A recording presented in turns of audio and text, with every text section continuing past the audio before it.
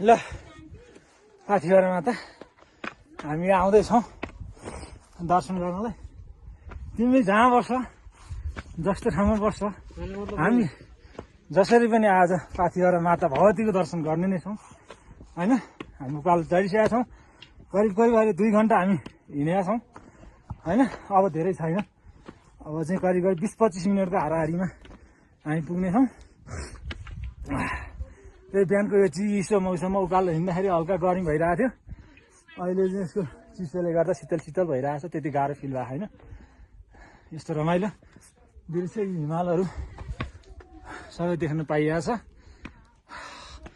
आदि मान्छेहरू पुगिसक्नु भयो, आदि चाहिँ आउँदै हुनुहुन्छ, कोही पछाडि हुनुहुन्छ, कोही रेस्ट गर्दै थकाइ मार्दै अगाडि बढिरहेछौँ हामी। अब हिउँ भन्ने कुरो यस्तै हो, अलिकति हिजो आज राति हिउँ परेन छ, हिजो चाहिँ भनेको हिउँ अलिअलि पग्लिसकेको अवस्था छ होइन।